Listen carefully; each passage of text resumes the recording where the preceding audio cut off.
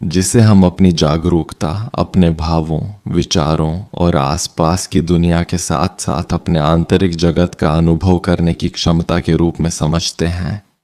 मानव अस्तित्व का एक मूलभूत और रहस्यमय पहलू है। यह वह अवस्था है जिसमें हमें अपने स्व या अस्तित्व का प्रत्यक्ष बोध होता है। यह केवल जानकारी को संसाधित करने या प्रतिक्रिया करने की क्षमता से कहीं अधिक है। यह उस प्रसंस्करण और प्रतिक्रिया के साथ आने वाली आंतरिक व्यक्तिपरक अनुभूति है। उदाहरण के लिए, जब हम किसी गुलाब को देखते हैं तो चेतना हमें केवल उसकी उपस्थिति का पता लगाने की अनुमति नहीं देती, बल्कि हमें लाल रंग की विशिष्ट अनुभूति और उसकी सुगंध की महसूस करने की अनुमति देती है। ये क्वालियां हैं जो अनुभव की निजी और गुणात्मक विशेषताएं हैं, जिन्हें शब्दों में पूरी तरह व्यक्त करना कठिन होता है। आपकी लाल रंग की अनुभूति मेरे लाल रंग की अनुभूति से सैद्धांतिक रूप से भिन्न हो सकती है, और यही चेतना की व्यक्तिपरकता का सार है। दर्शन शास्त्र के इतिहास में चेतना की प्रकृति एक केंद्रीय प्रश्न रहा है। प्राचीन विचारकों से लेकर आधुनिक दार्शनिकों तक मन और भौतिक वास्तविकता के बीच संबंध पर गहन चिंतन किया गया है।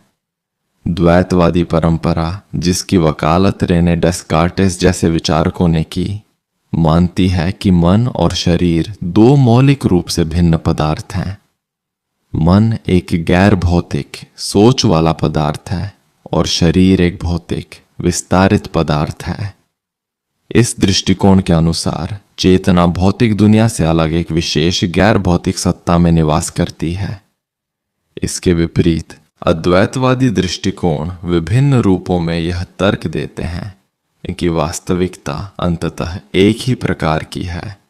भौतिकवादी मानते हैं कि चेतना मस्तिष्क की जटिल भौतिक और रासायनिक प्रक्रियाओं का उत्पाद है। मन मस्तिष्क का ही एक उभरता हुआ गुण, इमर्जेंट प्रॉपर्टी है, ठीक वैसे ही जैसे पानी का गीलापन हाइड्रोजन और ऑक्सीजन परमाणुओं के गुणों से उभरता है। लेकिन यह उन परमाणुओं के अलग अलग गुणों में मौजूद नहीं होता। आदर्शवादी एक बिल्कुल भिन्न दृष्टिकोण प्रस्तुत करते हैं। उनके अनुसार वास्तविकता मूल रूप से मानसिक है और भौतिक दुनिया हमारे मन की रचना या धारणा पर निर्भर करती है। इन विभिन्न दार्शनिक दृष्टिकोणों ने चेतना की प्रकृति को लेकर हमारी समझ को लगातार चुनौती दी है और उससे आकार दिया है। विज्ञान भी अपनी कार्य प्रणाली के भीतर चेतना के रहस्यों को सुलझाने का प्रयास कर रहा है। तंत्रिका विज्ञान विशेष रूप से चेतना के तंत्रिका सह संबंधों एनसीसी की पहचान करने पर केंद्रित है। इसका लक्ष्य यह पता लगाना है कि मस्तिष्क में कौन सी विशिष्ट संरचनाएं, कोशिकाएं या नेटवर्क पैटर्न जागरूक अनुभव के साथ सीधे जुड़े हुए हैं। विभिन्न प्रयोगों जैसे मस्तिष्क इमेजिंग तकनीकों, एफएमआरआई, ईईजी का उपयोग करके वैज्ञानिक यह देख सकते हैं कि जब लोग जागरूक अनुभवों जैसे किसी छवि को पहचानना या किसी भावना को महसूस करना से गुजर रहे होते हैं तो मस्तिष्क के कौन से हिस्से सक्रिय होते हैं। मनोविज्ञान चेतना के विभिन्न स्तरों का अध्ययन करता है। जागृत अवस्था की स्पष्ट जागरूकता से लेकर नींद के दौरान चेतना के निचले स्तरों और स्वप्न की बदली हुई अवस्थाओं तक।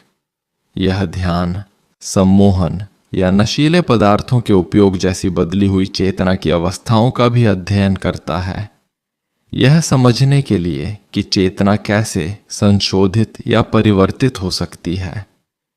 चेतना की कुछ प्रमुख विशेषताएं हैं जो इसे समझने के लिए महत्वपूर्ण है। इसकी आत्मनिष्ठता सबसे विशिष्ट पहलू है। कोई भी सीधे तौर पर यह नहीं जान सकता कि दूसरे व्यक्ति की चेतना का अनुभव कैसा है। चेतना की एकता भी उल्लेखनीय है। हजारों संवेदी इनपुट और आंतरिक विचार एक खंडित अनुभव के बजाय एक एकल एकीकृत जागरूक धारा में बुने जाते हैं। हम दुनिया को अलग अलग संवेदनाओं के बजाय एक सुसंगत समग्रता के रूप में अनुभव करते हैं। चेतना अक्सर इरादापूर्ण होती है, जिसका अर्थ है कि यह आमतौर पर किसी चीज के बारे में निर्देशित होती है।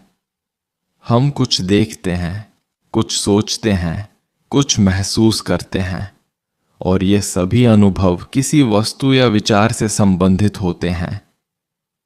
हालांकि विज्ञान चेतना के कई आसान समस्याओं को हल करने में प्रगति कर रहा है, जैसे कि मस्तिष्क जानकारी को कैसे संसाधित करता है या व्यवहार को कैसे नियंत्रित करता है, कठिन समस्या अभी भी बनी हुई है। कठिन समस्या यह समझाना है कि भौतिक प्रक्रियाएं आत्मनिष्ठ अनुभव को कैसे उत्पन्न करती हैं। मस्तिष्क में न्यूरॉन्स की फायरिंग और रासायनिक प्रतिक्रियाएं एक भावना या अनुभूति में कैसे बदल जाती हैं। यह भौतिक और अनुभवात्मक दुनिया के बीच की खाई को पाटने जैसा है, और यह वर्तमान में विज्ञान की सबसे बड़ी चुनौतियों में से एक है। चेतना का एक विकासवादी कार्य भी हो सकता है। यह हमें अपने पर्यावरण को अधिक लचीले ढंग से अनुकूलित करने, भविष्य की योजना बनाने और जटिल सामाजिक इंटरैक्शन में संलग्न होने की अनुमति दे सकती है। यह हमें अपने अनुभवों से सीखने और अपने व्यवहार को तदनुसार संशोधित करने में मदद करती है। विभिन्न जानवरों में चेतना के विभिन्न स्तर हो सकते हैं। हालांकि यह मापना बेहद कठिन है कि कोई अन्य जीव क्या अनुभव करता है। अंततः चेतना एक गतिशील और बहुआयामी घटना है।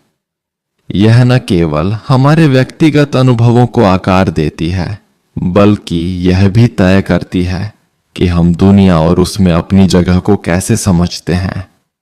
विज्ञान, दर्शन शास्त्र, मनोविज्ञान और अन्य क्षेत्र मिलकर इस गहन रहस्य को उजागर करने का प्रयास कर रहे हैं।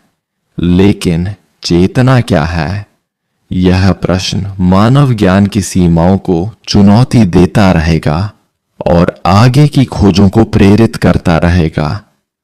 यह केवल एक वैज्ञानिक या दार्शनिक अवधारणा नहीं है, यह हमारे स्वयं के अस्तित्व का सार है।